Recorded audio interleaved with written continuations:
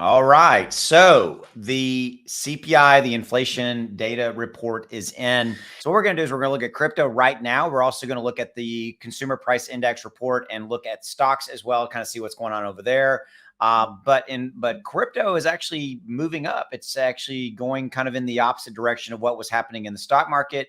And we're going to look at why. So we're going to unpack all this and kind of what it means looking forward in the next month or so. That's what we're going to do. If you haven't already done so, hit that subscribe button below. Please drop a like on the video. Tell the algorithm that we are here. Now, crypto right now is up, as of recording this video, up 3%. Okay. Really doing pretty well. Ethereum and Bitcoin moving up nicely. Ethereum outpacing Bitcoin on the 24-hour. And you can kind of look down here. Cardano is moving up really nicely, 8+%. Polkadot, 2.5%. SHIB, 2.5%. Litecoin up almost 4%, so forth and so on. And you kind of look at the top gainers in the 24-hour, GMX, Onyx Coin.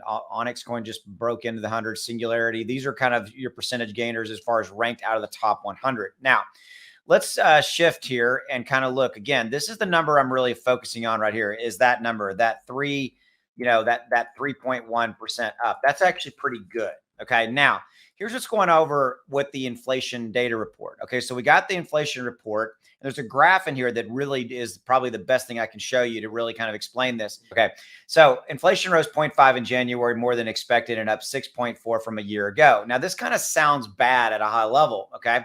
But if we scroll down here, I'm going to show you this chart. So this is, to me, really what it comes down to. Now, if you look at what's happened, we in June of 2022, inflation hit that all-time high of 9%. All right. And by the way, this right here is less food and industry right here. It was at a high of 5.9, but this is the number we're going to focus on for right now. And you can see that it started coming down. And then kind of in September, from there, we went from there to September 8.2. And then we had these really dramatic moves down. We were moving down, 0.5, 0.7, right? Okay. And then kind of in December, we moved so in June to December, we moved from basically 9% down to 6.5%. And then in December, you can see it's starting to cool a little bit. We went from in December of 22 to 6.5 to January of 23 to 6.4, a 0.1 move down. And you could even see how it's starting to kind of, the tail is starting to flatten, right? So what that says is that, well, number one, the measures they were instituting, all the interest rate hikes, were working to bring inflation down. It's coming down, but it's also starting to slow right here. You can see it in this chart. It's starting to slow down. Okay. So therein lies, to me, kind of the core story. Look at the Dow right now, as of the recording this video. Look, the Dow's down 375 and the NASDAQ's down 89. Whereas crypto is up. So crypto is going in direct opposite from a correlation standpoint of what's going on in the stock market, because the stock market is definitely not liking what's going on as far as the CPI report showing that inflation is not, moving down as much. Basically, we were wanting the CPI inflation report to be a much more aggressive move down, right? If you go back to that chart, let me show you that chart, what I'm talking about.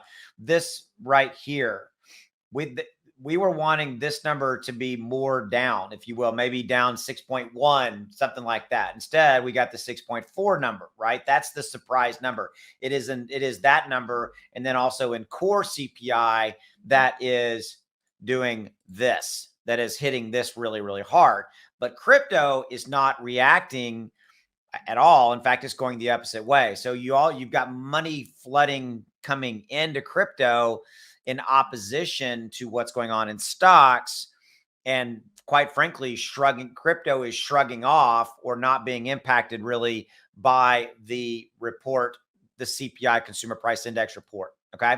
So that's what we got going on. It's interesting to note. Now, final thought here is we have coming up in mid-March, we have the FOMC, the Federal Reserve FOMC meeting, where they meet to whether they raise the rate or whatever they're going to.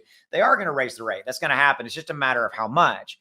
We were expecting a 25 basis points, but here's the X factor. Okay. The X factor is this. We got a surprise jobs report. We were only expecting job growth of about 180,000. We ended up getting north of 500,000+. So that's not good in the context of inflation. Okay. We want that job growth to be slowing down.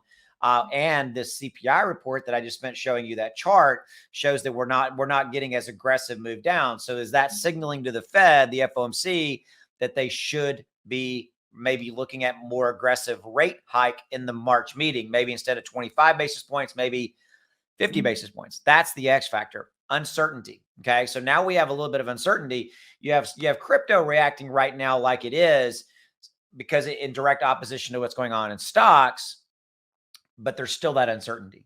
It's still underneath it, right? And basically everything I just said. So yeah, interesting. So if you haven't already done so, hit that subscribe button below, drop a like, and I'll be back as always to help you navigate these murky waters. See ya.